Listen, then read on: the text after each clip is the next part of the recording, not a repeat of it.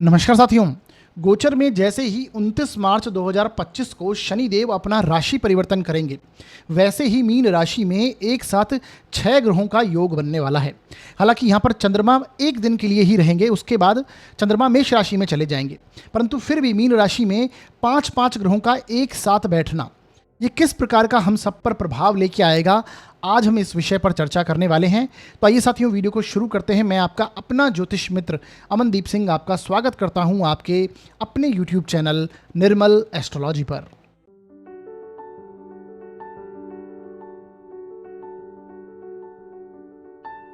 तो साथियों, जैसा कि मैंने बताया, आज हम चर्चा करेंगे गोचर में हो रहे पंचग्रही योग के बारे में। 29 मार्च 2025 से 5 ग्रह मीन राशि में एक साथ एकत्रित हो जाएंगे। हालांकि यहाँ पर चंद्रमा भी इन्वॉल्व होंगे, परंतु चंद्रमा केवल एक दिन के लिए यहाँ पर रहेंगे 29 से 30 मार्च के बीच में। उसके बाद ये 5 ग्रह सूर्य, शनि, राहु, शुक्र, बुध, इनकी इन्वॉल्वमेंट यहाँ पर रहेगी। तो पंचग्रही योग मैं यहाँ पर कह रहा हूँ। तो ऐसे में देखिए, मैंने हमेशा से आपको बताया है कि जब भी किसी भाव से बहुत सारे प्लैनेट संबंध बना लेते हैं तो ये उस भाव से संबंधित आपको उतार चढ़ाव देते हैं। यानी अगर कुछ पर्टिकुलर गोचर में बन रहा है तो उस समय के लिए आपको उतार चढ़ाव देखने को मिलेंगे, और अगर किसी की जन्म कुंडली में बने हुए हैं तो आप यहाँ पर उठा के देख लीजिएगा कि उस भाव से संबंधित व्यक्ति को उतार चढ़ाव काफ़ी जीवन में देखने को मिले हैं। तो ये स्थिति बनती है। अब आपको देखना है कि आपकी कुंडली में मीन राशि किस भाव में बनी हुई है और ये योग बन रहा है किस भाव से बन रहा है। तो इससे आपको रिजल्ट्स को समझना है। हालांकि यहाँ पर मैं डिटेल में सभी के लिए बताऊंगा, सभी 12 लग्न व राशियों पर कैसा प्रभाव पड़ेगा, इसे हम डिटेल में आज की इस वीडियो में चर्चा अवश्य करेंगे। और इस गोचर के चलते हमें किन किन बातों का ध्यान रखना है और क्या उपाय करने हैं, इसे भी साथ ही साथ में समझते हुए जाएंगे। अब इस गोचर को आपको देखना कैसे है, मैंने हमेशा से बताया है कि गोचर के प्रभाव को आपको अपने जन्म लग्न से और जन्म राशि दोनों से देखना है। क्योंकि राशि क्या है? राशि आपकी मानसिक स्थिति है, आपका मन है। चंद्रमा जहाँ पर बैठते हैं वो मन को रिप्रेजेंट करता है और वही आपकी राशि बनती है। तो आपकी मानसिक तौर पर आपको किस प्रकार के प्रभाव मिलेंगे, और आपके लग्न आपका ओवरऑल व्यक्तित्व है, आपका बॉडी स्ट्रक्चर है, आपका स्वभाव है, आपका व्यक्तित्व है, तो उससे कैसे प्रभाव मिलेंगे। तो चंद्रमा से देखिए और लग्न से भी देखिए, दोनों से ही प्रभाव आपको समझना है। दोनों से अगर अच्छा रिजल्ट मिलेगा, लग्न से और राशि से, तो ये गोचर आपके लिए पॉजिटिव जाता हुआ दिखाई देगा। और अगर दोनों से ही नेगेटिव परिणाम आते हैं, तब आपको उपाय जो मैं बताऊंगा, जो बात आपको इंपॉर्टेंट बातें हैं जो आपको ध्यान में रखनी है, वो अवश्य आपको नोट करनी है और उपाय करने हैं। इसी प्रकार अगर एक से अच्छा रिजल्ट मिले, एक से नेगेटिव रिजल्ट मिले, तो इस समय में आपको मिश्रित परिणाम देखने को मिलेंगे, तब भी आपको उपाय जो हैं वो अवश्य करने हैं। तो इस प्रकार से आपको रिजल्ट समझना है। इस योग को, पंचग्रह योग जो एक रेयर कंडीशन में यहाँ पर बनता हुआ दिखाई देता है, इसको आप अपनी जन्म कुंडली पर अप्लाई कीजिए। इस गोचर को अपने मित्रगणों की, अपने भाई बंधुओं की मैक्सिमम चार्ट पर अप्लाई करेंगे तो इसकी क्लियरिटी आपको आएगी कि किस प्रकार से ये योग कार्य करेगा, कैसे प्रभाव दे रहा है, ये आपको समझ में आने लगेगा। आगे बढ़ते हैं और हम एक एक करके प्रत्येक लग्न व राशि को लेंगे और इस गोचर के प्रभाव को समझेंगे। सबसे पहले बात करते हैं मेष लग्न व राशि के लिए ये जो पंचग्रही योग है ये किस प्रकार का प्रभाव लेके आएगा। देखिए साथियों, यदि आपकी जन्म पत्रिका के फर्स्ट हाउस में 1 नंबर लिखा है तो आपका मेष लग्न होगा, और यदि आपकी कुंडली में चंद्रमा किसी भी स्थान में 1 नंबर में लिखे हैं तो आपकी मेष राशि होगी। दोनों के लिए प्रभाव आपको समझना है। आपकी कुंडली में ये जो पंचग्रही योग बना, आपके 12th हाउस में बना हुआ है, 12वें भाव में आपकी मीन राशि आती है, और यहाँ पर इतने सारे ग्रहों का बैठना ये दर्शाता है कि 12th हाउस से संबंधित जितनी भी चीज़ें हैं उसमें आपको उतार चढ़ाव देखने को मिलेगा। 12th हाउस किसका है? आपके खर्च का है, व्यय का है, लॉसेस का है। 12th हाउस आपके हॉस्पिटलाइजेशन का है, अध्यात्म का, फॉरेन से संबंधित जितनी भी चीज़ें हैं हम 12वें भाव से देखते हैं। मुक्ति का, त्याग का स्थान माना गया। तो ऐसे में जब इतने सारे ग्रह यहाँ बैठेंगे तो आपको इन सारी चीज़ों के प्रति ध्यान रखना है। यानी अनावश्यक खर्च से इस समय में आपको बचना है, अपव्यय से बचना है। किसी ना किसी कारणवश आपके कोई लॉसेस हो सकते हैं, नुकसान हो सकते हैं, उसमें आपको सावधानी बरतनी है, अवेयरनेस रखनी है। अच्छा, इसमें सबसे पहले आपकी बात एक और देखिए कि आपके जो लग्न के लॉर्ड हैं, मंगल हैं, वो कर्क राशि में चलेंगे, नीच के होकर जाने वाले हैं। अभी नेक्स्ट जब ये योग बनेगा तो 2 अप्रैल से यहाँ पर मंगल भी आ जाएंगे। तो ऐसे में मंगल जब नीच के अप्रैल के मंथ में रहेंगे और 12th हाउस में इतने सारे ग्रह, यानी कि हो सकता है प्रॉपर्टी लेते समय भी कुछ ना कुछ खर्च जैसी स्थितियां प्रॉपर्टी के लिए हो, घर में सुख सुविधाएं परचेस करने के लिए आप खर्च कर सकते हैं। और शुक्र भी वहां पर बैठे हुए हैं जो कि मेटेरियलिस्टिक चीज़ों के प्रति एक रुझान लेके आते हैं, खर्च करवाते हैं।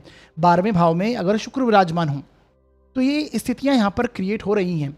बाकी ग्रहों की स्थितियों से भी आपको समझना है, आपकी दशाएं किस प्रकार की चल रही हैं, आपके 12th हाउस में कौन सा ग्रह बैठा हुआ है, यानी आपकी मीन राशि में कौन सा ग्रह है जन्म कुंडली में, ये आप देखिए, क्योंकि इन सभी ग्रहों का गोचर उसके ऊपर से हो रहा है और वो जिस स्थान का स्वामी होगा उनसे संबंधित आपके खर्च हो सकते हैं, कुछ ना कुछ स्थितियां हो सकती हैं, उनसे संबंधित आपको कोई बड़े डिसीजन लेने नहीं हैं। मान लीजिए आपकी जन्म कुंडली में 12th हाउस में मंगल विराजमान है, 12वें भाव में मंगल बैठे हैं।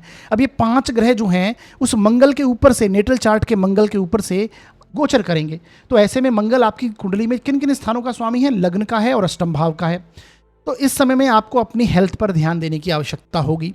कोई परिवर्तन, कोई चेंज करने से पहले, स्थान परिवर्तन करने से पहले आपको सावधानी रखनी होगी।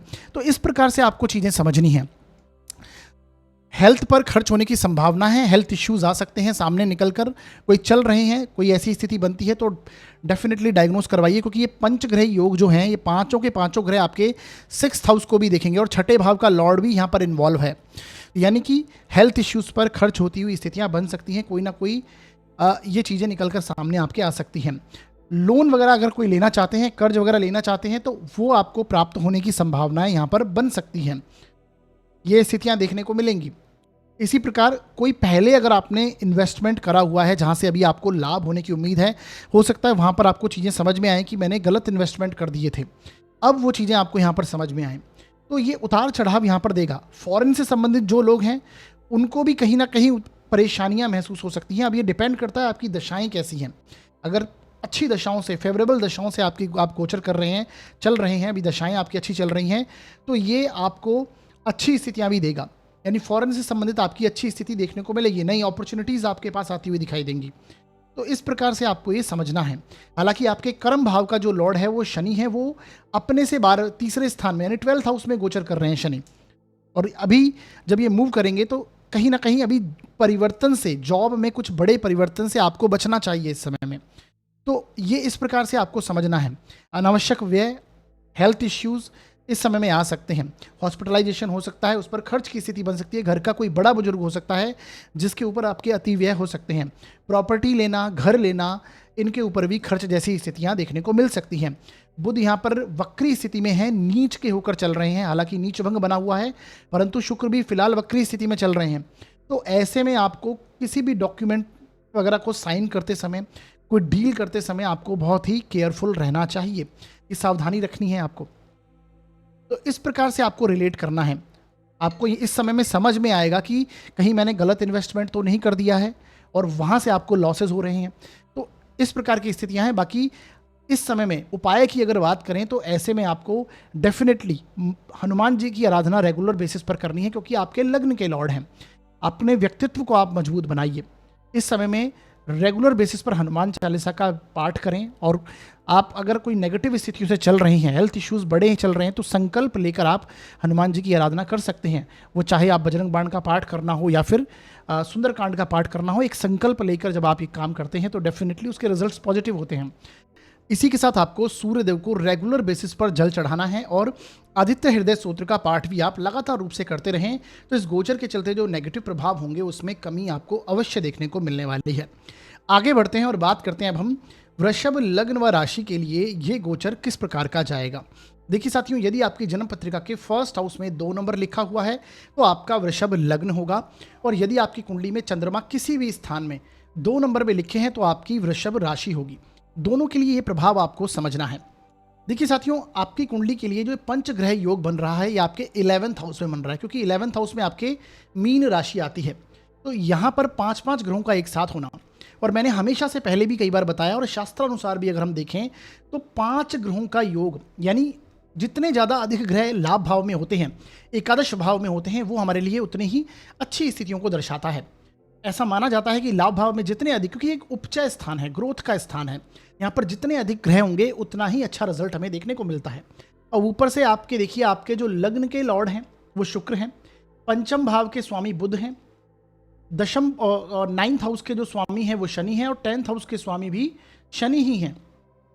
इसी के साथ धन भाव के स्वामी बुध हैं। इन त्रिकोण के स्थानों के स्वामी का आपका एक साथ लाभ भाव में होना, ऊपर से अगर मैं सप्तम भाव को छोड़ दूं तो सभी केंद्र स्थानों के स्वामी हैं वो भी आपकी 11th हाउस में एक साथ युति में बैठे हैं। तो यहाँ से आपको समझ में आएगा कि कितना स्ट्रॉन्ग योग आपके लाभ भाव में बन रहा है। ये डेफिनेटली आपके लिए लाभ में वृद्धि करने के लिए योग है। ऐसे में जो लोग इनकम के नई रिसोर्सेज कुछ सोर्स बनाना चाहते हैं, कुछ ऐसी स्थितियां क्रिएट करना चाहते हैं कि जहां से लाभ की लगातार रूप में जीवन में अर्निंग आती रहे, तो ये वो समय है कि आप इस समय में कर पाएंगे। तो न्यू इनकम सोर्स आप क्रिएट कर सकते हैं। इन्वेस्टमेंट आप बहुत पॉजिटिव कर सकते हैं। आपके दोस्तों के साथ में इस समय में आप अपने आप को एंजॉय करते हुए पाएंगे। न्यू लर्निंग आपकी रहेंगी, कुछ ना कुछ सीखते रहना, ये स्थितियों की आप ओर जाएंगे। और लाभ भाव जो है ये प्रॉफिट्स का स्थान, ये एंजॉयमेंट का स्थान है आपके, है ना। तो इस समय में आप डेफिनेटली चाहे प्रॉपर्टी की ओर आपके कोई कदम हो, प्रॉपर्टी लेना हो या फिर सुख सुविधाओं की चीज़ें लेनी हो, क्योंकि लग्नेश आपके शुक्र हैं और वो उच्च के होकर लाभ भाव में चल रहे हैं। तो न्यू प्रॉपर्टीज़, नए लाभ के सोर्स इस समय में आप बना पाएंगे। आपके सोशल कॉन्टैक्ट्स हैं उनमें भी इंप्रूवमेंट आपको देखने को मिलने वाला है और ये स्थितियों में और प्रबल रूप से वृद्धि हो जाएगी अगर आपकी कुंडली के में दशाएं जो चल रही हैं आपके जीवन में वो अगर पॉजिटिव हैं, फेवरेबल दशाओं में अगर आप चल रहे हैं, तो डेफिनेटली ये जो प्रभाव है इसको आप महसूस कर पाएंगे। वहीं पर अगर नेगेटिव दशाएं आपकी चल रही हैं तो जितने भी मैं प्रभाव आपको बता रहा हूं इसमें थोड़ी बहुत इंटेंसिटी में कमी आपको देखने को मिलेगी। कार्य क्षेत्र में भी ग्रोथ होगी क्योंकि शनि भी लाभ भाव में जाकर बैठे हैं। अभी भाग्य का स्थान का स्वामी, दशम भाव का स्वामी आपके 11th हाउस से गोचर करेगा। हालांकि राहु साथ में अवश्य है यहाँ पर, फिर भी 11th हाउस का राहु भी अच्छे रिजल्ट्स देने की स्थिति में होता है। तो इस प्रकार से आपको रिजल्ट को समझना है। धन भाव के स्वामी का लाभ भाव में जाना, तो सीधी सी बात है धन का आगमन होता हुआ दिखाई देता है, मनी फ्लो आता हुआ दिखाई देता है आपके पास, और प्रॉपर्टी के कार्य भी होते हुए दिखाई देते हैं। तो ये योग आपको इस प्रकार से समझना है। जो आपको थोड़ी बहुत सावधानी रखनी है वो ये है कि डॉक्यूमेंट वगैरह साइन करते समय सावधानी रखिए। अपने दोस्तों के साथ में भी कोई ऐसी स्थिति बन सकती, कोई पिक्चर आपके सामने आ सकती है। बेसिकली मतलब एक कौन आपका दोस्त है कौन नहीं, ये आपको चीज़ें इस समय में समझ में आएंगी, है ना। कि 100 दोस्त होते हैं हमारे, लेकिन बेसिकली कुछ दोस्त ऐसे हैं जो रियल दोस्त की कैटेगरी में आते हैं, तो वो यहाँ पर आपको समझ में आएगा क्योंकि यहाँ पर उस प्रकार के योग क्रिएट हो रहे हैं। तो कोई आपको बेवकूफ़ बनाने की भी कोशिश कर सकता है, तो उससे उसके प्रति भी आपको इस समय में सावधान रहना चाहिए। सोशल कॉन्टैक्ट हो या फिर आपके मित्रगण हों, तो ये आपको रिजल्ट आपको समझने हैं। बाकी उपायों की अगर बात करें तो रेगुलर बेसिस पर आपको देवी माँ की आराधना करनी है। और अब नवरात्रे भी शुरू होने वाले हैं, तो कन्याओं को भोजन कराएं। छोटी कन्याओं को भोजन कराने से डेफिनेटली आपके लिए लाभप्रद रहेगा और अच्छी स्थिति बनेगी। जो नेगेटिव इफेक्ट है वो कम होंगे, और देवी माँ की आराधना अवश्य कीजिए। आगे बढ़ते हैं और बात करते हैं अब हम मिथुन लग्न व राशि के लिए ये गोचर किस प्रकार का जाएगा। देखिए साथियों, यदि आपकी जन्म पत्रिका के फर्स्ट हाउस में 3 नंबर लिखा है तो आपका मिथुन लग्न होगा, और यदि आपकी जन्म पत्रिका के किसी भी भाव में 3 नंबर लिखा और वहां पर चंद्रमा बैठे हुए हैं तो आपकी मिथुन राशि होगी। दोनों के लिए प्रभाव आपको समझना है। आपकी कुंडली में देखिए, आपके जो ये पंचग्रह योग बन रहा है वो आपके दशम भाव में बन रहा है, क्योंकि 10th हाउस में आपके मीन राशि आती है और यहां पर इतने सारे ग्रहों का बैठना, और दशम भाव आपके कर्म क्षेत्र का स्थान माना गया है। कार्य क्षेत्र में 5 ग्रहों का होना, यानी कि कार्य क्षेत्र में उतार चढ़ाव देखने को मिलेगा इस समय में। तो मैं फिर से वही बात कहूँगा कि आपकी कुंडली में अगर दशाएं आपकी फेवरेबल चल रही हैं इस समय में, और आपके 10th हाउस में नेटल चार्ट में कोई ऐसा ग्रह बैठा है जिसके ऊपर से सभी ग्रहों का गोचर हो रहा है, तो ये आप समझ लीजिए आपके प्रोफेशन में आपको एक पॉजिटिव चेंज भी आएगा। परंतु यहाँ पर आपको षड्यंत्रों की चीज़ों से बचना है, षड्यंत्रकारी चीज़ों से बचना है। यानी आपको या तो प्रोफेशन में कोई चेंज नहीं करना है इस समय के अंदर, हालांकि यहाँ पर ग्रोथ होती हुई दिखाई देती है। अब मैं दोनों बात इसलिए कह रहा हूँ क्योंकि ये स्थितियाँ यहाँ पर ऐसी बनी हुई, इनको उतार चढ़ाव आपको देखने को मिलेगा। जैसा कि मैंने बताया, अगर दशाएं आपकी फेवरेबल हैं तो यहाँ पर आपको ग्रोथ देखने को मिलने वाली है। कार्य क्षेत्र में एक पॉजिटिव ग्रोथ होने वाली है, कुछ ना कुछ इंप्रूवमेंट आप करेंगे, नया एक्सपांशन करने की कोशिश करेंगे। परंतु मेजर चेंजेस से, बड़े डिसीजन लेने से आपको बचना है, परिवर्तन करने से बचना है, चेंज नहीं करना है जॉब में इस समय में। अगर जॉब में है तो जॉब को चेंज मत कीजिए जब तक ये योग यहाँ पर बने हुए हैं। खासकर राहु शनि की युति भी यहाँ पर है। कोई आपके खिलाफ षड्यंत्र कर सकता है, किसी षड्यंत्र में आप इन्वॉल्व मत होइए। कार्य क्षेत्र में इलीगल एक्टिविटीज़ अगर हैं कोई तो उसमें इन्वॉल्व मत होइए। तो ऐसा इन चीज़ों का आपको ध्यान रखना है। बाकी कार्य क्षेत्र में डेफिनेटली सपोर्ट आपको मिलने वाला है। उच्च का ग्रह शुक्र यहाँ पर विराजमान है आपकी कुंडली में, जो कि पंचम भाव का लॉर्ड है, और बुध जो कि लग्नेश है उनका भी नीच भंग। तो शुक्र बुध का लक्ष्मी नारायण योग यहाँ पर अवश्य बना हुआ है, तो डेफिनेटली ग्रोथ भी है। परंतु आपको जैसा मैंने बताया सावधानी रखनी है। कोई भी इलीगल एक्टिविटी से, षड्यंत्रों से आपके खिलाफ कोई राजनीति वगैरह हो सकती है आपके ऑफिस में, आपके व्यापार में। बस इन चीज़ों का ध्यान रखें। बाकी ओवरऑल डेफिनेटली पॉजिटिव समय आपका रहने वाला है। ये सामान्य तौर पर रिजल्ट है। अब आपकी कुंडली के ग्रह और दशाओं पर निर्भर करेगा ये किस प्रकार का परिणाम आपको देगा। आपका कर्म का स्वामी जो है गुरु, वो भी 12वें स्थान में चल रहा है और मई में जाके ये लग्न में आएंगे। तो तब तक आपको डेफिनेटली कुछ ना कुछ परिवर्तन करने से, चेंज करने से, मेजर चेंज करने से बचना चाहिए। ये आपको इस समय में समझना है। बाकी उपायों की अगर बात करें तो रेगुलर बेसिस पर आपको गणपति जी की आराधना करनी है। गणपति अथर्व शीर्ष का आप पाठ कर सकते हैं, ये आपके लिए उत्तम स्थिति रहेगी। और नवरात्र अभी आ रहे हैं तो देवी माँ की आराधना भी रेगुलर बेसिस पर करें। छोटी कन्याओं को भोजन अवश्य कराएं, तो उससे ये जो नेगेटिव इफेक्ट हो सकते हैं कर्म क्षेत्र में, वहाँ पर आपको सपोर्ट मिलेगा और नेगेटिव प्रभावों में कमी होगी। तो ये उपाय आप जरूर कीजिएगा।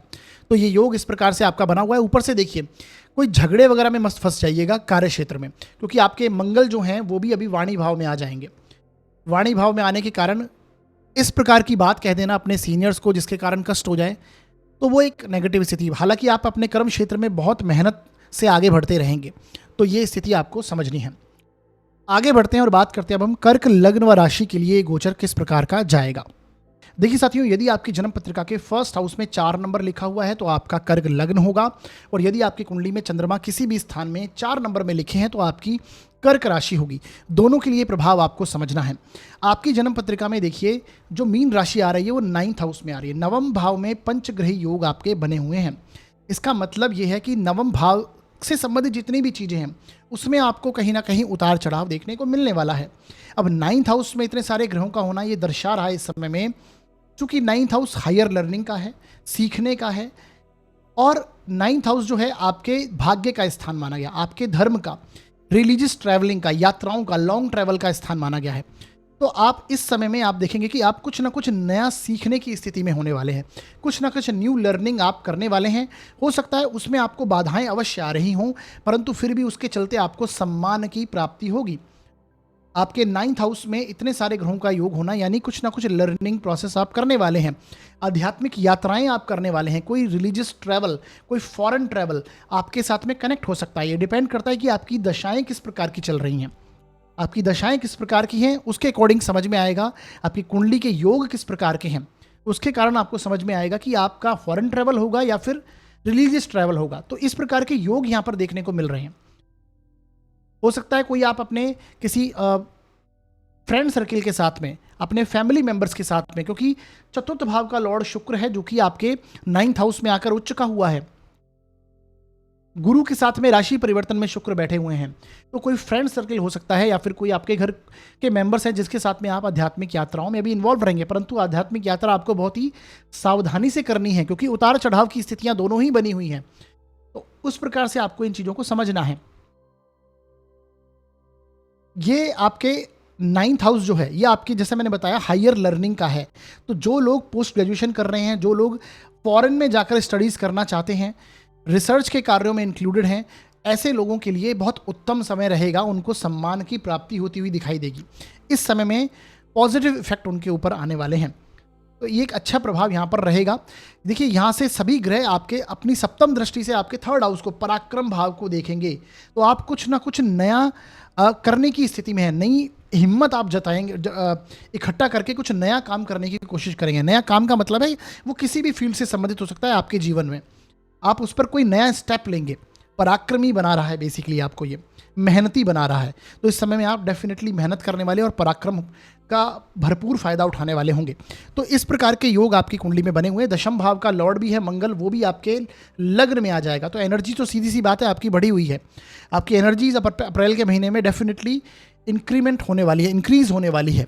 तो आप अपने कार्य क्षेत्र में हो, यात्राओं के चलते हो, घर के बड़े बुजुर्ग, एक पॉइंट यहाँ पर आपको समझना है कि 9th हाउस घर के बड़े बुजुर्गों का है, पिता तुल्य लोगों का है, तो उनसे संबंधित कोई हेल्थ इश्यूज आपको देखने को मिल सकते हैं। उनके कारण आप उनके उसमें इन्वॉल्व रहेंगे, उनको सॉल्व करवाने की स्थिति में रहेंगे, तो घर के बड़े बुजुर्गों के साथ में संबंधों में और उनकी हेल्थ इश्यूज में आपको थोड़ी सावधानी रखनी चाहिए। तो ये कर्क लग्न व राशि के लिए प्रभाव आपको समझना है। बाकी उपायों की बात करें तो आपको रेगुलर बेसिस पर इस समय में शिव आराधना अवश्य करनी चाहिए और देवी माँ की आराधना अवश्य करें।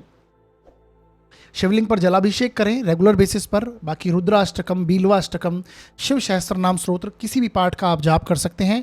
और देवी माँ की आराधना, नवरात्रि अभी प्रारंभ होने वाले हैं, चंद्रमा आपके लग्न के लॉर्ड होते हैं, तो डेफिनेटली देवी माँ की आराधना रेगुलर बेसिस पर करें नवरात्रि में। और कन्याओं को भोजन कराएं, छोटी कन्याओं को, तो एक जो नेगेटिव इफेक्ट हो सकते हैं 9th हाउस से संबंधित, वो आपको थोड़ा कम हो जाएंगे इस गोचर के। आगे बढ़ते हैं और बात करते हैं अब हम सिंह लग्न व राशि के लिए ये गोचर जो है ये कैसा प्रभाव लेके आएगा। देखिए साथियों, यदि आपकी जन्म पत्रिका के फर्स्ट हाउस में 5 नंबर लिखा है तो आपका सिंह लग्न हो गया, और यदि आपकी कुंडली में चंद्रमा किसी भी स्थान में 5 नंबर में लिखे हैं तो आपकी सिंह राशि हो गई। दोनों के लिए रिजल्ट आपको ये वाला समझना है। देखिए, आपकी कुंडली के 8th हाउस में अष्टम भाव में इतने सारे ग्रह एक साथ बैठे हैं, क्योंकि अष्टम भाव में मीन राशि आती है, यहां पंचग्रही योग आपके बना हुआ है। तो ऐसे में आप देखेंगे 8th हाउस की जो एनर्जीज हैं उसमें आपको उतार चढ़ाव देखने को मिलने वाला होगा। ये सामान्य तौर पर रिजल्ट है। बाकी आपके लग्न चार्ट में आपके जो नेटल चार्ट है और आपकी दशाएं हैं वो बहुत कुछ बताएंगी। तो यहाँ पर आपको ये देखना है कि अष्टम भाव किसका है। अष्टम भाव आपके रिसर्च का है, अष्टम भाव आपके अकल्ट साइंस से संबंधित चीज़ों का है, जो डीपली रिसर्च आप करते हैं उसका है। अष्टम भाव पैतृक धन संपदा का है। अष्टम भाव आपके ससुराल पक्ष का है। तो ससुराल पक्ष में इतने सारे ग्रह इकट्ठा होना, इट मीन्स ससुराल पक्ष में कोई ना कोई आपके फंक्शन हो सकता है, ससुराल पक्ष में कोई ना कोई ऐसी स्थिति क्रिएट हो सकती है जिसके कारण आपको वहाँ पर इन्वॉल्व होना हो, आपकी एनर्जीज वहाँ पर कनेक्ट होंगी। तो ये आपको देखने को मिलने वाला है। पैतृक धन संपत्ति से संबंधित अगर कोई मामले अटके हुए हैं, चूंकि यहाँ पर राहु शनि ऑलरेडी चल रहे हैं, इस समय में आपको सावधानी रखनी है, थोड़ा सा डिले कीजिए, उन चीज़ों को थोड़ा सा टालिए। यानी इस समय में उनके मामलों में, पैतृक धन संपत्ति प्रॉपर्टीज़ के मामलों में अभी आपको डिसीजन, मेजर डिसीजन नहीं लेने हैं। 8th हाउस में शुक्र शनि दोनों विराजमान है। शनि जो कि डेफिनेटली प्रॉपर्टी का कारक होता है, मंगल वो भी जमीन संबंधित या कंस्ट्रक्शन संबंधित चीज़ों का कारक है, वो भी आपके 12th हाउस से गोचर करेगा। यानी मंगल जो हैं वो भी 12th हाउस में आ जाएंगे और नीच के चलेंगे। तो इस समय में डेफिनेटली प्रॉपर्टी से संबंधित मामलों में आपको थोड़ा सा सावधानी रखनी है। और चतुर्थ भाव का लॉर्ड मंगल है जो कि नीच का होकर 12वें भाव में चलेगा, और शनि आपके अष्टम भाव में है। तो जो भी पैतृक संपत्ति से मामले या प्रॉपर्टी के मामले हैं अभी सामने निकल कर आ रहे हैं, उनको अभी टालिए। दूसरी स्थिति आपको ये समझनी है, जैसे मैंने बताया, रिसर्च में आपका इंटरेस्ट बढ़ेगा। इस समय में आप कुछ ना कुछ कार्यों में डीपली रिसर्च कर सकते हैं, चाहे वो आध्यात्मिकता के क्षेत्र में हो, ज्योतिष जैसा संबंधित क्षेत्र हो, या फिर वास्तु हो, पामिस्ट्री हो, न्यूमरोलॉजी हो, किसी भी प्रकार से आप इसमें इन्वॉल्व हो सकते हैं। तो रिसर्च, जो लोग रिसर्च स्कॉलर हैं उनके लिए बहुत अच्छी स्थिति बनेगी। जो लोग अष्टम भाव की एनर्जीज को लेकर कार्यरत रहते हैं उनके लिए एक अच्छी स्थिति बनी रहेगी। हालांकि जैसा मैंने बताया, उतार चढ़ाव देखने को मिलेगा। अष्टम भाव देखिए दुर्घटनाओं का भी है, एक्सीडेंट्स का है। तो इस समय में आपको व्हीकल का कारक शुक्र है, मंगल आपके 12th में है। तो ऐसे में आपको, मैंने जैसा कि बताया, इस समय में आपको ड्राइव करते समय थोड़ी सावधानी रखनी है। खुद ड्राइव करते समय बेसिकली आप सावधानी रखें, अदरवाइज नेगेटिव स्थिति यहाँ पर बन सकती है। 8th हाउस लॉन्ग जो डिजीज़ होती हैं, लंबे समय की जो रोग हैं, उनका स्थान है। तो यहाँ पर आपको कोई अगर ऐसी स्थितियाँ चल रही हैं तो वो सामने निकल कर आती हैं तो तुरंत आप डायग्नोज करवाइए। तो लॉन्ग टर्म डिजीज़ होती हैं, उनसे आपको थोड़ी सावधानी रखनी है और उनके लिए आपको एक्टिवेट रहना है, ध्यान देना है बेसिकली उन पर। तो ये योग सिंह लग्न व राशि के जातकों के लिए बने हुए हैं। बाकी उपायों की अगर बात करें तो सूर्य जो लग्नेश है, लग्न का लॉर्ड अष्टम भाव में होना, ये भी डेफिनेटली एक अच्छा योग नहीं माना जाता है। ये तनाव को रिप्रेजेंट करता है, परेशानियों को, ऑब्स्टेकल, रुकावटों को रिप्रेजेंट करता है। तो ऐसे में सूर्य की आराधना रेगुलर बेसिस पर आपको करनी है। आदित्य हृदय स्तोत्र का पाठ करें, सूर्य को रेगुलर बेसिस पर जल चढ़ाएं, और इसी के साथ में आपको शिव आराधना भी करनी चाहिए। शिव आराधना में आप शिव सहस्त्रनाम स्तोत्र है, रुद्राष्टकम है, बीलवाष्टकम है, किसी भी पाठ का आप जाप कर सकते हैं। तो ये करने से डेफिनेटली इस गोचर के जो कुछ नेगेटिव इफेक्ट हैं उनमें कमी अवश्य होगी। आगे बढ़ते हैं और बात करते हैं अब हम कन्या लग्न व राशि के लिए ये गोचर किस प्रकार का जाएगा। देखिए साथियों, यदि आपकी जन्म पत्रिका के फर्स्ट हाउस में 6 नंबर लिखा हुआ है तो आपका कन्या लग्न होगा। और यदि आपकी कुंडली में चंद्रमा किसी भी स्थान में 6 नंबर में लिखे हैं तो आपकी कन्या राशि होगी। दोनों के लिए प्रभाव आपको समझना है। आपके सप्तम भाव में पंचग्रही योग बना, क्योंकि सप्तम भाव में मीन राशि आती है, तो यहाँ पर 5-5 ग्रहों का एक साथ होना, जो कि सप्तम भाव आपके व्यापार का स्थान है, आपके पार्टनरशिप का हाउस है, आपके जीवन साथी का स्थान माना गया। रोजमर्रा में जो पब्लिक डीलिंग बेसिकली आप करते हैं उनका स्थान है, व्यापार का स्थान है। तो ऐसे में आप देखेंगे कि इन क्षेत्रों में आपको उतार चढ़ाव देखने को मिलने वाला है। हालांकि देखिए, आपके त्रिकोण के जो स्वामी हैं, आपके त्रिकोण के, आपके लग्न का लॉर्ड, आपके पंचम भाव का स्वामी, आपके नवम भाव का स्वामी, आपके धन भाव का स्वामी एक साथ सप्तम भाव में बैठा हुआ है और आपके लग्न को दृष्टि देता है। तो इट मीन्स ये समय पॉजिटिव अवश्य है आपके लिए।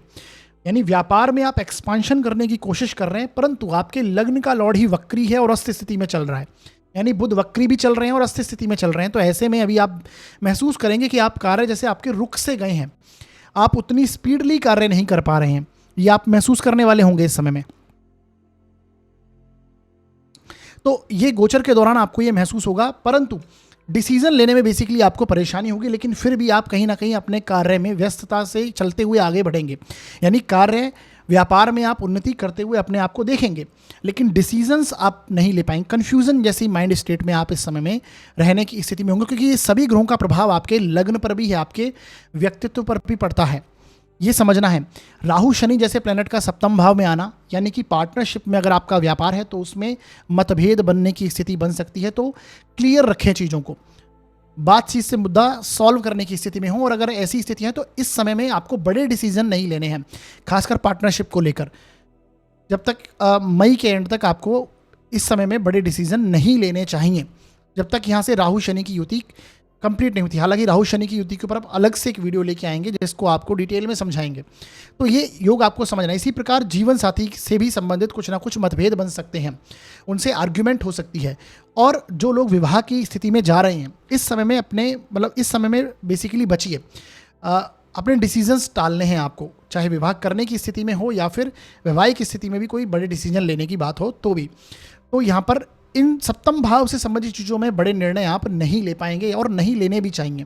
ये आपके लिए किस स्थिति बनेगी। बाकी व्यापार की बात करें तो डेफिनेटली आप उन्नति करते हुए आगे बढ़ेंगे, क्योंकि धन भाव का स्वामी, भाग्य भाव का स्वामी उच्च का होकर आपके सप्तम भाव से गोचर कर रहा है। आप देखिए कि लग्न, नवम और पंचम तीनों के तीनों ग्रह आपके सप्तम भाव में बैठे हैं, जो कि व्यापार का स्थान है। तो डेफिनेटली इसी के साथ में दशमेश भी बुध ही बनते हैं, तो जो कि नीच भंग बनाकर बैठे हैं। स्थितियां पॉजिटिव हैं, लेकिन जैसा कि मैंने बताया ये प्रभाव आपको समझने हैं। तो बाकी ये मारक स्थान भी है, सबसे बड़ी बात है सप्तम भाव मारक स्थान है। तो हेल्थ इश्यूज कोई आता हुआ दिखाई दे सकता है, देता है तो डायग्नोस करवाइए, क्योंकि मारक स्थान में इतने सारे ग्रहों का योग होना, कोई ना कोई हेल्थ रिलेटेड प्रॉब्लम आपको सामने देखने को मिल सकती है। तो अगर आती है तो उसे डायग्नोस तुरंत करवाइए, ये अच्छी स्थिति बनेगी। तो बाकी उपायों की बात करें तो देखिए, आपके लग्न के लॉर्ड बुध हैं, शुक्र आपके भाग्य के स्वामी, धन भाव के स्वामी। तो इस समय में गणपति अथर्वशीर्ष का पाठ रेगुलर बेसिस पर करें और देवी माँ की आराधना। नवरात्रि आ रहे हैं तो कन्या भोजन, छोटी कन्याओं को भोजन अवश्य कराएं और गणपति अथर्वशीर्ष का पाठ करें, देवी आराधना रेगुलर बेसिस पर करें। जितने भी नेगेटिव फैक्ट हैं वो कम होंगे और अच्छे प्रभाव आपको मिलने लगेंगे। आगे बढ़ते हैं और बात करते हैं हम तुला लग्न व राशि के लिए गोचर कैसा जाएगा। देखिए साथियों, यदि आपकी जन्म पत्रिका के फर्स्ट हाउस में 7 नंबर लिखा हुआ है तो आपका तुला लग्न होगा। और यदि आपकी कुंडली में चंद्रमा किसी भी स्थान में 7 नंबर में लिखे हैं तो आपकी तुला राशि होगी। दोनों के लिए प्रभाव आपको समझना है। देखिए, आपकी कुंडली के छठे भाव में इतने सारे प्लैनेट एक साथ इकट्ठे हुए हैं। 6th हाउस में आपके मीन राशि आती है और यहीं पंचग्रही योग बनेगा। अब देखिए, छठे भाव की एनर्जी से संबंधित आपको उतार चढ़ाव देखने को मिलेंगे। वो किस प्रकार के हो सकते हैं, यानी रोग, ऋण, शत्रु, रोग, हेल्थ इश्यूज सामने निकल कर आ सकते हैं। अगर आते हैं तो तुरंत डायग्नोस करवाइए, वही स्थिति यहाँ पर देखने को मिलेगी। कोई पुराना अगर रोग है तो वो भी निकल कर सामने आ सकता है। इसी के साथ में आप यहाँ पे देखेंगे, ये आपके लग्न का लॉर्ड भी शुक्र ही है, जो कि छठे भाव से गोचर करते हुए फिलहाल वक्री स्थितियों में चलेगा। तो उसके कारण भी आपको यहाँ पर ध्यान रखना है। तो हेल्थ इश्यूज कनेक्ट हो सकते हैं, ऋण जैसी स्थितियां बनेगी, ऋण लेने की स्थिति में हो सकते हैं, किसी से कर्ज वगैरह लेंगे, वो यहाँ पर स्थिति बन सकती है। इसके साथ में शत्रु पक्ष भी से संबंधित भी कुछ चीज़ें आपके सामने निकल कर आएंगी। कोई कोर्ट केस हो, कोई लिटिगेशन हो, अगर ये मैटर चल रहे हैं तो इसमें बड़े डिसीजन ना लीजिए। फिलहाल इस समय में आपको रुकना चाहिए, सामान्य तौर पर प्रभाव है। बाकी आपकी D1 चार्ट, आपका जो नेटल चार्ट है वो दर्शाएगा, और आपकी दशाएं दर्शाएंगी कि आपकी स्थिति कैसे बनने वाली है। आपके जन्म कुंडली में छठे भाव में कौन से ग्रह बैठे हुए हैं, उसके ऊपर से ये पांचों ग्रह निकलेंगे। तो आपको समझना है कि कैसा, अगर आपकी तुला राशि है तो ये मानसिक स्थितियां यहाँ पर आपको, यानी कि थोड़ा सा डिप्रेशन, एंग्जाइटी जैसे इश्यूज भी आपको देखने को मिल सकते हैं। तो ये प्रभाव आपको इस प्रकार से समझने हैं। रोग, ऋण, शत्रु, इनसे संबंधित आपको चीज़ें निकल कर आएंगी और इसमें उतार चढ़ाव देखने को मिलने वाला है। अगर कोई बड़े हेल्थ इश्यूज आते हैं या फिर कोई ऋण की जैसी स्थितियां बड़े लेवल पर कनेक्ट होती हैं, ऐसी स्थिति क्रिएट होती है, धन संबंधित आपके मामले, आपको ऐसा लगता है कि, हालांकि ऐसी स्थिति दिखाई नहीं देती है इस समय में आपको, छठे भाव में शनि जैसे प्लेनेट का आना, मैंने हमेशा से बताया 6th हाउस में जब शनि आते हैं तो ये आर्थिक लाभ के लिए उन्नति देते हैं। हालांकि इस समय में आपको लाभ प्राप्ति के योग बनेंगे। छठा भाव कर्म क्षेत्र का है, बेसिकली जॉब का है, सेवा भाव है, सर्विस इंडस्ट्रीज़ का है। तो अगर आप जॉब वगैरह करते हैं, नौकरी पेशा है, तो डेफिनेटली आपकी ग्रोथ भी देखने को मिलने वाली है, क्योंकि लग्नेश का यहाँ पर उच्च का होना, साथ में शनि जैसे प्लेनेट का होना, आपके केंद्र त्रिकोण के स्वामी, आप लगभग देखेंगे तो केंद्र त्रिकोण के स्वामी, और आपके देखिए आपके लग्न के स्वामी शुक्र हैं, पंचम भाव के स्वामी शनि हैं, और नवम भाव के स्वामी बुध हैं। ये तीनों एक साथ बैठे हुए हैं छठे भाव में। तो जो लोग जॉब वगैरह में हैं, कार्य क्षेत्र में, डेफिनेटली उन्नति देखने को मिलने वाली है इस समय में। और छठा भाव उपचय स्थान है, ये ग्रोथ का साइन देता है। लेकिन छठे भाव से संबंधित एनर्जीज भी कनेक्ट होंगी, रोग, ऋण, शत्रु, ये भी आपको समझकर चलना है। तो कोई भी अगर ऐसी स्थितियां हैं, शत्रु पक्ष हावी होता हुआ दिखाई दे, तो आपको इस समय में डिसीजन थोड़े पेंडिंग रखने हैं, तो ये आपको समझना है। बाकी उपायों की बात करें तो लग्नेश आपके शुक्र हैं, राशि आपके शुक्र हैं, तो ऐसे में आपको नवरात्रे आ रहे हैं, देवी माँ की आराधना रेगुलर बेसिस पर करें, और हो सके तो नवरात्रे में फास्ट वगैरह रखें, और साथ ही साथ में कन्याओं को, छोटी कन्याओं को भोजन अवश्य कराएं, जिससे आपके लिए लाभ की स्थिति बनेगी। जो नेगेटिव इफेक्ट है उनमें कमी होगी और अच्छे प्रभाव आपको देखने को मिलेंगे। आगे बढ़ते हैं और बात करते हैं अब हम वृश्चिक लग्न व राशि के लिए ये गोचर जो है किस प्रकार का जाएगा। देखिए साथियों, यदि आपकी जन्म पत्रिका के 1st हाउस में 8 नंबर लिखा हुआ है तो आपका वृश्चिक लग्न होगा, और यदि आपकी कुंडली में चंद्रमा किसी भी स्थान में 8 नंबर में लिखे हैं तो आपकी वृश्चिक राशि होगी। दोनों के लिए प्रभाव आपको समझना है। आपकी कुंडली के लिए जो ये ग्रह का गोचर यानी पंचग्रह योग बन रहा है, ये आपके 5th हाउस में, पंचम भाव में बन रहा है, क्योंकि पंचम भाव में मीन राशि आती है। अब देखिए 5th हाउस किसका है? 5th हाउस आपके ज्ञान का है, आपकी लर्निंग प्रोसेस का है, आपकी स्टडीज़ का है। पंचम भाव आपकी संतति को रिप्रेजेंट करता है, शेयर मार्केट का, प्रेम संबंधों का स्थान माना गया पंचम भाव। तो ये सारी चीज़ों का, पंचम भाव आपके आइडियाज़ का है, आपके डिसीजंस मेकिंग में आपका 5th हाउस बहुत इंपॉर्टेंट रोल करता है। क्रिएटिविटी की बात करें तो 5th हाउस आता है। तो ये सारी चीज़ें के स्थान पंचम भाव में जब इतने सारे ग्रह आएंगे तो इससे संबंधित आपके जीवन में अब उतार चढ़ाव आपको देखने को मिलेगा। नेम फेम को भी हम, नेम फेम के लिए भी पंचम भाव को देखते हैं। तो अब देखिए 5-5 ग्रह जब यहाँ पर आएंगे तो ऐसे में आपको एक तो ध्यान रखना है कि इस समय आप कुछ ना कुछ नया सीखने की स्थिति में होंगे, नया लर्निंग करने की स्थिति में होंगे। स्टूडेंट जो हैं उनके लिए बहुत वो हार्ड वर्क करेंगे और नई चीज़ें सीखेंगे, ये एक स्थिति बनेगी। परंतु डाइवर्ट होने से बचिएगा। जो स्टूडेंट है, विद्यार्थी वर्ग है, इस समय में उन्हें डाइवर्ट होने से बचना है, क्योंकि ये बहुत सारे ग्रह उतार चढ़ाव की स्थितियाँ बनने वाली हैं। तो जो चीज़ों की आप स्टडीज़ कर रहे हैं उसमें कंटिन्यू आगे बढ़ते रहें। आप भी कुछ ना कुछ, जो नॉर्मल हैं लोग, उनका विद्यार्थी नहीं है, वो भी कहीं ना कहीं कुछ ना कुछ लर्निंग प्रोसेस अपनी इम्प्रूव करने वाले हैं, सीखने वाले हैं। अगर आपकी संतति है तो संतान के प्रति भी आपकी चिंताएं बढ़ेंगी, हालांकि उनकी ग्रोथ होती हुई यहाँ पर आपको दिखाई देने वाली है। तो ये इस प्रकार का इफेक्ट, पॉजिटिव इफेक्ट यहाँ पर आपको ये देखने को मिलने वाले हैं। जो लोग प्रेम संबंधों में हैं उनके लिए यहाँ पर एक ऐसी स्थिति बनने वाली है कि संबंधों में वाद विवाद या फिर तनाव जैसी स्थितियां आपको महसूस होंगी। कुछ ना कुछ परेशानी आपको यहाँ पर महसूस हो सकती है प्रेम संबंधों में। हालांकि जो लोग कार्य क्षेत्र में कोई नए पॉजिटिव डिसीजन लेना चाहते हैं तो उनके लिए एक अच्छी स्थिति है।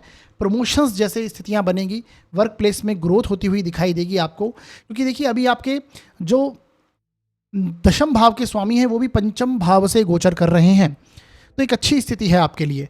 लग्न के लॉर्ड जो हैं आपके मंगल, हालांकि नीच के होंगे परंतु वो भी आपके भाग्य भाव से गोचर करेंगे, तो एक अच्छी स्थितियों से आप गोचर कर रहे हैं। यानी कर्म क्षेत्र में डेफिनेटली एक उत्तम स्थिति, नए डिसीजंस आप पॉजिटिव ले पाएंगे। बस आपको थोड़ा सावधानी रखनी है, आपको उस स्थिति को समझना है, क्योंकि ये पंचम भाव जैसा मैंने बताया आपके डिसीजन का है, तो उतार चढ़ाव देखने को मिलेगा, कन्फ्यूज़न जैसी स्टेट में आपको नहीं जाना है। तो ये एक स्थिति है, जो चीज़ें सामने क्लियर जो चांस मिल रहे हैं उसे आप चांस को आप एक्सेप्ट कीजिए और आगे बढ़िए जीवन में। तो ये एक स्थितियाँ बनेंगी। जैसा कि मैंने बताया पंचम भाव संतति का है, तो संतान संबंधी जो लोग महिलाएं गर्भवती हैं, उन संतान प्राप्ति की उम्मीद में हैं, उनके लिए यहाँ पर थोड़ा सावधानी रखनी है उन्हें, क्योंकि इतने सारे ग्रहों का यहाँ पर आना ये दर्शाता है कि उनके प्रति चिंताएं, सावधानी आपको रखनी चाहिए। चूँकि आपकी कुंडली के अष्टम भाव के लॉर्ड भी बुध हैं और 12th हाउस के लॉर्ड भी शुक्र हैं, उनका इन्वॉल्वमेंट भी यहाँ पर है। मारक, प्रबल मारक के रूप में शुक्र काम करते हैं, जो कि उच्च के होकर आपके 5th हाउस से गोचर कर रहे हैं। तो ये इसलिए आपको यहाँ पर सावधानी रखनी है। राहु जैसा प्लेनेट, शनि जैसा प्लेनेट यहाँ पर आया है, तो इसके लिए आपको इन चीज़ों के प्रति सावधानी अवश्य रखनी चाहिए। तो ये स्थितियाँ 5th हाउस से संबंधित आपको देखने को मिलेगी। जो लोग शेयर मार्केट में हैं, इस समय में नई चीज़ें सीख सकते हैं, लर्निंग प्रोसेस में जा सकते हैं, उनके लिए अच्छी स्थिति बनेगी। बाकी उपायों की बात करें तो रेगुलर बेसिस पर आपको हनुमान जी की आराधना रेगुलर बेसिस पर करनी है। हनुमान चालीसा का पाठ करें, सूर्य को जल रेगुलर बेसिस पर दें, ये अच्छी स्थिति बनेगी। और आदित्य हृदय सूत्र का पाठ भी आप कर सकते हैं। जो ये गोचर है, जो नेगेटिव इफेक्ट हैं, उसमें कमी अवश्य होगी और अच्छी स्थिति बनेगी। आगे बढ़ते हैं और बात करते हैं अब हम धनु लग्न व राशि के लिए ये गोचर कैसा जाएगा। देखिए साथियों, यदि आपकी जन्म पत्रिका के फर्स्ट हाउस में 9 नंबर लिखा हुआ है तो आपका धनु लग्न होगा, और यदि आपकी कुंडली में चंद्रमा किसी भी स्थान में 9 नंबर में लिखे हैं तो आपकी धनु राशि होगी। दोनों के लिए प्रभाव आपको समझना है। आपकी जन्म पत्रिका के लिए ये जो पंचग्रही योग बना है, ये आपके 4th हाउस में बना है। और चतुर्थ भाव किसका है? चतुर्थ भाव आपके मानसिक सुखों का, भौतिक सुखों का स्थान माना गया, प्रॉपर्टीज़ का स्थान माना गया। बेसिकली आपके जितने भी भौतिक सुख होते हैं हम चतुर्थ भाव से देखते हैं। माता का स्थान माना गया है, आपकी मातृभूमि का स्थान माना गया।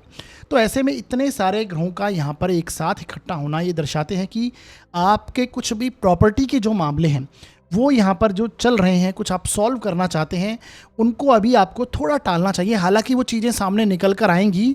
अब आपकी दशाएं और आपकी कुंडली के ग्रह अगर अभी योग पॉजिटिव बनाकर बैठे हुए हैं आपकी कुंडली में, और दशाएं बेसिकली अगर आपकी फेवरेबल हैं, तो वो आप कार्य कंप्लीट कर पाएंगे। अदरवाइज़ यहाँ पर परेशानी आपको देखने को मिलने वाली है। सामान्य तौर पर अगर बात करें तो इस समय में आपको डिसीजन पेंडिंग रखने चाहिए। अपनी प्रॉपर्टी से संबंधित अगर कुछ मामले हैं तो उनके मामलों में भी पेंडिंग रखिए। जो सुख सुविधाओं की चीज़ें आप लेना चाहते हैं, खर्च जैसी स्थितियों में अगर आप हैं इस समय में, तो उसमें भी आपको थोड़ी सावधानी रखनी है। ये सभी ग्रह आपके कर्म क्षेत्र को भी दृष्टि देते हैं, दशम भाव पर भी दृष्टि देते हैं। तो कार्य क्षेत्र में भी आप कोई बड़े डिसीजन लेने से या फिर उतार चढ़ाव की स्थितियां महसूस करेंगे। डिसीजन ना ले पाना, ये भी स्थितियों में आप इस चीज़ों को देखेंगे कि डिसीजन आप ले नहीं पा रहे अपने वर्क प्लेस के लिए। कोई भी इम्प्रूवमेंट हो सकता है कार्य क्षेत्र में, एक्सपांशन हो सकता है, उसके लिए आप ऐसी स्थिति महसूस करने वाले हैं। 4th हाउस में इतने सारे ग्रह का होना, माता से आपके संबंध हैं उनमें उतार चढ़ाव देखने को मिलेगा। साथ ही साथ में माता के हेल्थ इश्यूज़ भी यहाँ पर निकलकर सामने आ सकते हैं। उनके प्रति चिंताएं आपको देखने को कनेक्ट हो सकती हैं। तो ये आपको समझना है। मीन राशि आपके 4th हाउस में है, अध्यात्म की राशि है। तो ऐसे में आप ये महसूस करेंगे कि इस समय में आप कोई अपने घर में आध्यात्मिक कार्य करवा सकते हैं। कोई ना कोई घर में आपकी गैदरिंग हो सकती है। इतने सारे ग्रह एक साथ आना, इट मीन्स कोई ना कोई आप फंक्शन जैसी स्थिति में या फिर रिलीजियस कोई कार्य करा सकते हैं। सभी जो घर के मेंबर्स हैं मिलकर आप रिलीजियस कोई ट्रैवलिंग में जा सकते हैं। तो ये योग इस प्रकार से आपको समझना चाहिए। जो पंचग्रह योग आपके 4th हाउस में बना है, तो ये आपको समझना है। भौतिक सुख सुविधाओं के लिए हो, प्रॉपर्टीज़ के लिए हो, इस समय में आपको थोड़ा सा सावधानी पूर्वक आपको चलना चाहिए कोई डॉक्यूमेंट साइन करते समय, क्योंकि बुध यहाँ पर देखिए, मैंने जैसा कि मैंने बताया, हालांकि नीच भंग में है, परंतु राहु का इन्वॉल्वमेंट है, शनि का इन्वॉल्वमेंट है, शुक्र भी वक्री स्थितियों में चल रहे हैं, बुध भी वक्री स्थिति में है। तो ऐसे में डॉक्यूमेंट सिग्नेचर वगैरह करते समय प्रॉपर्टीज़ के मामलों में सावधानी रखें। तो ये प्रभाव आपको समझना है। बाकी उपायों की बात करें तो रेगुलर बेसिस पर आपको विष्णु सहस्त्र नाम का जाप अवश्य करना चाहिए। किसी आध्यात्मिक स्थल पर आप डेफिनेटली अपनी सेवा दे सकते हैं। ये एक आपके लिए अच्छी स्थिति देखने को मिलने वाली है। बेसिकली कोई गुरु मंदिर हो, वहाँ पर इन्वॉल्व हुई है गुरु सेवा। अगर आपके लिए आपने कोई गुरु बना रखे हैं तो उनके स्थान पर जाना, उनकी सेवा करना, ये एक इम्पॉर्टेंट कार्य आपके लिए रहेगा। ये करने से अच्छी स्थिति आपकी बनेगी। चतुर्थ भाव में शुक्र भी हैं। ऐसे में आपको अभी नवरात्रे आ रहे हैं तो देवी माँ की रेगुलर रूप से आराधना करें। और कहीं ना कहीं इस समय में आपको कन्याओं को भोजन, छोटी कन्याओं को भोजन भी अवश्य कराना चाहिए, जिससे जो नेगेटिव इफेक्ट है उनमें थोड़ी कमी आए। तो ये प्रभाव आपको समझना है। आगे बढ़ते हैं और बात करते हैं मकर लग्न व राशि के लिए ये गोचर जो है ये कैसा जाएगा। यदि आपकी जन्म पत्रिका के फर्स्ट हाउस में 10 नंबर लिखा है तो आपका मकर लग्न होगा, और यदि आपकी कुंडली में चंद्रमा किसी भी स्थान में 10 नंबर में लिखे हुए हैं तो आपकी मकर राशि होगी। दोनों के लिए रिजल्ट आपको समझना है। आपके तृतीय भाव में इतने सारे ग्रह इकट्ठे हुए हैं, थर्ड हाउस में मीन राशि है, और थर्ड हाउस किसका है? थर्ड हाउस पराक्रम का स्थान है, थर्ड हाउस साहस का स्थान है, थर्ड हाउस आपकी चीज़ों की इनिशिएशन का है, चीज़ों की शुरुआत करने का है। तृतीय भाव कहीं ना कहीं आपकी यात्राओं को दर्शाता है, शॉर्ट ट्रेवल्स को दर्शाता है, आपके डेयरिंग नेचर को दर्शाता है। तो ऐसे में यहाँ पर इतने सारे ग्रहों का आना, ये समझ यहाँ पर आती है कि इस समय में आप पराक्रमी होंगे, कुछ ना कुछ आप नया साहस दिखाने की कोशिश करेंगे, कोई नई चीज़ें सीखने की अवस्था में भी हो सकते हैं। क्योंकि देखिए, पंचम से लाभ स्थान, पंचम भाव से लाभ, और यहाँ पर गुरु और विराजमान है। गुरु से 11वें भाव में इतने सारे ग्रह होना, यानी कुछ ना कुछ लर्निंग, आपकी स्किल हो सकती है, उसे आप इंप्रूव करने का सोच सकते हैं इस समय में। वहाँ पर कुछ ना कुछ सीखने की स्थिति में, कोई नया साहस, नया पराक्रम दिखाने की स्थिति में हो सकते हैं। तो ये स्थितियाँ यहाँ पर बनी हुई हैं। आपका इस समय में शॉर्ट ट्रैवल लगा हुआ रहेगा, कुछ ना कुछ छोटी मोटी यात्राएं आप इन्वॉल्व रहेंगे यात्राओं में, और वो करने की स्थिति में होंगे। बेसिकली कोई नई चीज़ों की शुरुआत, जैसा मैंने बोला कि आप कोई नया स्किल नहीं सीख सकते हैं, जो आपकी पुरानी स्किल्स हैं, जो आप पहले से सीखे हुए आपकी हॉबीज़ हैं, उसे आप इम्प्रूव करके कंटिन्यू कर सकते हैं। रिलीजियस ट्रैवलिंग आपकी यहाँ पर कनेक्ट होती हुई देखी जाएगी, क्योंकि ये सारे ग्रह आपके नवम भाव को भी दृष्टि देते हैं, 9th हाउस को दृष्टि देते हैं। तो घर के बड़े बुजुर्गों के ऊपर कुछ ना कुछ खर्च होना, आपके छोटे भाई बहन की जिम्मेदारी या छोटे भाई बहन से संबंधित कुछ ना कुछ परेशानियाँ इस समय में आपको देखने को मिल सकती हैं। यहाँ पर राहु शनि की इन्वॉल्वमेंट है, शनि आपके लग्न के लॉर्ड हैं, जहाँ जाते हैं वहाँ की जिम्मेदारी देते हैं। तो बेसिकली उनसे कोई कष्ट होना, उनके साथ वाद विवाद होना, छोटे भाई बहन से, घर के बड़े बुजुर्गों के साथ भी कुछ ना कुछ कष्ट जैसी स्थितियाँ देखने को मिल सकती हैं। तो इस समय में इन चीज़ों के प्रति आपको सावधानी रखनी चाहिए। तो ये थर्ड हाउस का इफेक्ट है, डेफिनेटली पराक्रमी और साहसी होंगे। छोटे भाई बहनों, आपके आस पड़ोस में भी आपकी ये स्थिति देखने को मिलेगी कि कुछ ना कुछ वाद विवाद, परेशानियां वहाँ पर आपको देखने को मिल सकती हैं। तो ये आपको थोड़ा ध्यान रखना है। उपायों की बात करें तो रेगुलर बेसिस पर आपको हनुमान जी की आराधना करनी है। हालांकि देखिए, थर्ड हाउस में आपके तीनों त्रिकोण के स्थान के स्वामी बैठे हुए हैं। लग्न का लॉर्ड है, पंचम भाव का स्वामी शुक्र और नवम भाव का स्वामी बुध, ये एक साथ थर्ड हाउस में आए हैं। तो सीधी सी बात है कि आप अपनी ग्रोथ के लिए ही कुछ ना कुछ पराक्रम दिखाने की स्थिति में होंगे। तो ये अच्छी स्थिति बनती है। पर जैसा मैंने स्थितियां बताई वो ध्यान रखनी है। बाकी उपाय की बात जो मैं बता रहा था, उपाय आपको हनुमान जी की रेगुलर बेसिस पर आराधना करनी है। इसके साथ में देखिए, शुक्र आपके दशम भाव के लॉर्ड हैं, पंचम भाव के भी स्वामी हैं। तो ऐसे में देवी माँ की आराधना रेगुलर रूप से आपको करनी है, और छोटी कन्याओं को भोजन अवश्य कराइए। इस नवरात्रे में अच्छी स्थिति बनेगी और जो नेगेटिव इफेक्ट है उनके कमी होगी। आगे बढ़ते हैं और बात करते हैं हम कुंभ लग्न व राशि के लिए गोचर कैसा जाएगा। देखिए साथियों, यदि आपकी जन्म पत्रिका के फर्स्ट हाउस में 11 नंबर लिखा हुआ है तो आपका कुंभ लग्न होगा, और यदि आपकी कुंडली में चंद्रमा किसी भी स्थान में 11 नंबर में लिखे हैं तो आपकी कुंभ राशि होगी। दोनों के लिए प्रभाव आपको ये वाला समझना है। देखिए साथियों, आपकी कुंडली के लिए सेकंड हाउस में आपके मीन राशि आती है, और यहाँ पर पंचग्रह योग, 5 ग्रह एक साथ बैठे हुए हैं। अब देखिए, ये जो प्लेनेट हैं वो आपकी कुंडली के त्रिकोण भाव के स्वामी हैं। लग्न का स्वामी शनि, पंचम का स्वामी बुध और नवम का स्वामी आपके शुक्र, ये एक साथ आपके धन भाव में चले गए। तो त्रिकोण के स्वामियों का धन भाव में जाना ये पॉजिटिव स्थिति को दर्शाता है।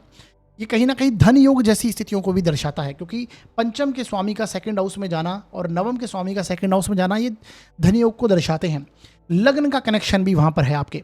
तो ये सारी स्थितियाँ पॉजिटिव हैं। इसी के साथ में फोर्थ हाउस के लॉर्ड भी आपके शुक्र हैं, और सप्तम भाव के स्वामी यानी केंद्र के स्वामी भी आपके सेकंड हाउस में धन भाव में हैं। इट मीन्स धन के मामलों में आप डेफिनेटली ग्रोथ करने का सोचेंगे, वृद्धि करने का सोचेंगे। अब आपकी दशाएं और कुंडली के ग्रह जो प्रोमिसेस आपके हैं, और सबसे बड़ी बात आपकी कुंडली की दशाएं अगर आपकी फेवरेबल चल रही हैं तो इस समय में आपको अच्छे खासे धन की प्राप्ति होना आपको देखने को मिलेगा। आप कुछ ना कुछ धन के मामलों में ग्रोथ करेंगे, सेविंग्स में आप वृद्धि करने की कोशिश करेंगे। वहीं पर आपकी दशाएं फेवरेबल नहीं हैं तो ये रिजल्ट्स आपको उतने प्रभावी नहीं मिलेंगे। बेसिकली उतार चढ़ाव देखने को मिलने वाला है सेकंड भाव से संबंधित। सेकंड हाउस आपके कुटुंब का है, तो कुटुंब में आप कोई समारोह हो सकता है, कोई फंक्शन वगैरह आप हो सकता है आपकी फैमिली के अंदर, और वहाँ पर आपकी कोई ना कोई, या फिर आर्ग्यूमेंट जैसी स्थिति भी बन सकती है, वाद विवाद भी होता हुआ दिखाई देगा, क्योंकि ये वाणी का स्थान है आपके। वाणी के स्थान में राहु और शनि जैसा प्लेनेट आना, इट मीन्स आपकी वाणी के चलते आप काम खराब कर सकते हैं। आर्ग्यूमेंट से बचिए। किसी भी इन्वेस्टमेंट करते समय भी आपको थोड़ी सावधानी इस समय में रखनी चाहिए, क्योंकि आपके 5th हाउस के लॉर्ड जो हैं बुध, वो भी वक्री स्थितियों में और अस्थिर स्थिति में चल रहे हैं, और शुक्र भी वक्री हैं आपके, जो कि भाग्य भाव के लॉर्ड हैं। तो ये थोड़ा आपको ध्यान इस समय में रखना होगा। हालांकि धन की वृद्धि के लिए आप लगातार प्रयासरत रहेंगे, ग्रोथ करने की कोशिश करेंगे, क्योंकि 2nd हाउस में इतने सारे ग्रह आना यानी आपकी सारी ऊर्जा वहीं पर है। तो ये आपको समझना है। जैसा कि मैंने बताया, वाणी पर आप नियंत्रण रखें, क्योंकि आपके देखिए मंगल भी हैं, वो 6ठे भाव में जा रहे हैं, झगड़े के स्थान में नीच का प्लेनेट होगा, तो यानी झगड़े जैसी स्थिति में आप फंस सकते हैं, और वो आपके कुटुंबजनों से हो सकती है, क्योंकि 2nd हाउस आपके कुटुंब का है। तो ये आपको इस समय में सावधानी रखनी चाहिए, उनसे वाद विवाद हो जाना, कलह जैसी स्थिति क्रिएट हो जाना। खाने पीने में भी आपको चीज़ों में थोड़ी सावधानी बरतनी चाहिए। मीन राशि में इतने सारे ग्रह, हो सकता है खान पीन की चीज़ों में आप कोई चीज़ें त्याग दें, या फिर कोई नई चीज़ों में आप कंज्यूम करने लगें, तो ये भी आपको रिजल्ट देखने को मिलेगा। जैसा कि मैंने बताया, आपकी दशाएं बहुत इंपॉर्टेंट हो जाती हैं। इसके साथ में आप कोई प्रॉपर्टीज़, घर, अपने धन के सेविंग्स के लिए कोई अचल संपत्ति में आप इन्वेस्ट करने की सोच सकते हैं, परंतु उस ऐसे में आपको जो बेसिकली आपको डॉक्यूमेंट साइन करते समय थोड़ी सावधानी रखनी चाहिए। तो ये एक आपको इस समय में प्रभाव आपको समझना है। बाकी देखिए, उपायों की बात करें तो रेगुलर बेसिस पर आपको हनुमान जी की आराधना इस समय में अवश्य करनी है। भाग्य स्थान का स्वामी और आपके 5म भाव का स्वामी बुध है, तो ऐसे में गणपति अथर्वशीर्ष का पाठ और देवी माँ की आराधना, क्योंकि नवरात्रे आ रहे हैं तो देवी माँ की आराधना भी अवश्य करें, और हनुमान जी की आराधना अवश्य रूप से करें। ये आपके लिए अच्छी स्थितियाँ लेके आएगा, और जो नेगेटिव रिजल्ट्स अगर आप फेस करते हैं तो उसमें कमी देखने को मिलेगी। आगे बढ़ते हैं और बात करते हैं अब हम मीन लग्न व राशि के लिए गोचर कैसा जाएगा। देखिए साथियों, यदि आपकी जन्म पत्रिका के 1st हाउस में 12 नंबर लिखा हुआ है तो आपका मीन लग्न होगा, और यदि आपकी कुंडली में चंद्रमा किसी भी स्थान में 12 नंबर में लिखे हैं तो आपकी मीन राशि होगी। दोनों के लिए प्रभाव आपको समझना है। देखिए, आपके 1st हाउस में ही ये सभी ग्रह आए हुए हैं, पहले भाव में ही लग्न में ही आपके पंचग्रही योग बना हुआ है। तो लग्न के ऊपर से जब इतने सारे ग्रह जाएंगे, और लग्न क्या है, आपका स्वभाव, आपका व्यक्तित्व, आप स्वयं हैं, आपका मस्तिष्क है, आपके डिसीजन मेकिंग के अंदर लग्न का बहुत इंपॉर्टेंट रोल है। तो ऐसे में आपका बॉडी स्ट्रक्चर है, आपका हेल्थ है, तो ऐसे में डेफिनेटली इतने सारे ग्रह जब लग्न के ऊपर से जाएंगे तो आपके व्यक्तित्व में आप एक असंतुष्टि महसूस करेंगे, एक विरोधाभास महसूस करने वाले हैं। आपका मन हो सकता है कि उस किसी भी जगह पर आप हैं तो एक आप असंतुष्टि महसूस करें बेसिकली।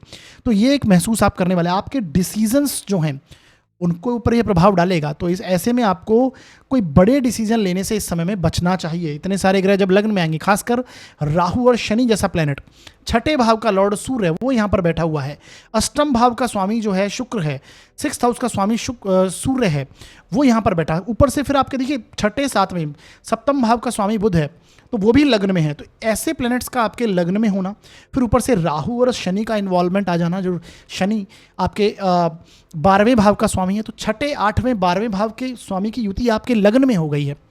तो क्या ये अच्छी स्थितियां हैं? नहीं, इस समय में आपको डिसीजंस जो हैं वो टालने चाहिए। हेल्थ इश्यूज कोई सामने निकल कर आ सकते हैं क्योंकि ये सारे ग्रह मारक भाव को देखते हैं और 6ठे 8वें 12वें भाव के स्वामी लग्न में आ गए हैं। तो कोई अगर लॉन्ग टर्म डिजीज आपको चल रही है वो सामने निकल कर आती है तो तुरंत डायग्नोज वगैरह करवाइए। ये वो स्थितियां, ये प्रभाव दिखा रहा है। खर्च जैसी स्थिति बनेगी, चाहे वो घर के बड़े बुजुर्गों पर हो, आप स्वयं के ऊपर, आपकी हेल्थ के ऊपर हो, ये निकल कर आएगा।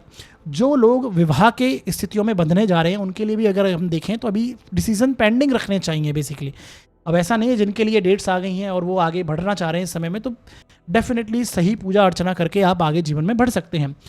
दशाएं बहुत इंपॉर्टेंट है। अब आपकी दशाएं अगर फेवरेबल हैं, आपके साथ में हैं, तो ये जो नेगेटिव प्रभाव मैं बता रहा हूँ इसमें आपको काफ़ी कमी देखने को मिलेगी।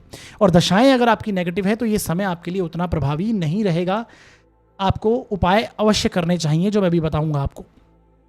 तो ये आपके लिए स्थितियां हैं। लग्न में इतने सारे ग्रह का आना, डिसीजंस के ऊपर प्रभाव आएगा, व्यक्तित्व में विरोधाभास आपके पैदा होगा, आपकी हेल्थ के अंदर आपको परेशानी महसूस हो सकती है, जीवन साथी के साथ में परेशानी महसूस हो सकती है क्योंकि कहीं ना कहीं वाद विवाद और एक क्रोध जैसी स्थिति भी बन सकती है। इरिटेशन जैसी स्थिति होना, ये सारे प्रभाव आपको देखने को मिलने वाले हैं। तो ये आपको समझना है। बाकी उपायों की अगर बात करें तो उपायों के लिए देखिए, आपको रेगुलर बेसिस पर विष्णु सहस्त्र नाम का जाप करना चाहिए। किसी भी आध्यात्मिक स्थल पर जाएं, गुरु मंदिर है वहाँ जाएं, वहाँ सेवा अर्चना करें। सेवा तन मन धन किसी भी प्रकार से आप सेवा अवश्य वहाँ पर कर सकते हैं। गुरु अगर आपने कोई गुरु बना रखे हैं जिनसे दीक्षा वगैरह ले रखी है तो उनके स्थान पर जाएं, मंत्र वगैरह का जाप करें। बेसिकली ये एक बहुत आध्यात्मिक उन्नति के लिए आपके लिए प्रबल योग माना जाएगा। तो इस समय में जितना आप आध्यात्मिक होंगे उतना ही अच्छा। अदरवाइज आपके अनावश्यक खर्च होंगे, हेल्थ इश्यूज सामने निकल कर आएंगी, आप डिसीजन मेकिंग आपकी कमज़ोर हो जाएगी। इस समय में गलत रास्ते पर आप जा सकते हैं। अगर आप उस एज में हैं तो आपको कुछ ना कुछ नेगेटिव स्थितियां यहाँ पर देखने को मिलेंगी, गलत डायरेक्शन में आप जाते हुए दिखाई देंगे। तो ये मीन राशि वाले को थोड़ा समझना चाहिए। बाकी उपाय जो मैंने बताए हैं ये करने हैं, अच्छी स्थिति बनेगी। लग्न में शुक्र उच्च के हैं, देवी माँ की आराधना करें रेगुलर बेसिस पर, क्योंकि शुक्र जब लग्न में आते हैं तो आपके उच्च के होते हैं। मीन लग्न के लिए मैंने पहले भी बताया कि गुरु का लग्न है और शुक्र यहाँ पर उच्च के होते हैं, तो दोनों का प्रभाव लेके चलते हैं ऐसे लोग। तो ऐसे में डेफिनेटली आपको देवी माँ की आराधना करनी है। और अभी नवरात्रि प्रारंभ हैं तो नवरात्रा में आप फास्ट वगैरह भी रख सकते हैं और छोटी कन्याओं को भोजन अवश्य कराएं, तो नेगेटिव जो प्रभाव है उनमें भी कमी होगी। तो ये आपको रिजल्ट समझना है। तो आज का ये वीडियो हमने समझा है पंचग्रही योग जो मीन राशि में बनने जा रहा है, प्रत्येक के लिए अलग अलग प्रभाव को समझा, मेष से लेकर मीन लग्न व राशि पर्यंत कैसे रिजल्ट रहेंगे। अगर ये वीडियो आपको अच्छा लगा है और इस वीडियो के चलते आपके ज्ञान में जरा सी भी वृद्धि हुई है तो आप इस वीडियो को लाइक अवश्य कीजिएगा, शेयर कीजिए अधिक से अधिक, जितने भी आप लोगों को जानते हैं अधिक से अधिक शेयर कीजिए जो एस्ट्रोलॉजी में इंटरेस्ट रखते हैं, और चैनल को जरूर सब्सक्राइब कीजिए। इसी के साथ कोई भी अगर आपका सुझाव है तो वो आप दे सकते हैं। और यदि आप अपनी जन्म कुंडली का विश्लेषण करवाना चाहते हैं तो डिस्क्रिप्शन में यहाँ पर मैंने ये नीचे नंबर दे रखा है, इस पर आप व्हाट्सअप मैसेज डाल सकते हैं। शुल्क है वो लागू रहेंगे साथियों। तो हमारा वीडियो देखने के लिए बहुत बहुत धन्यवाद।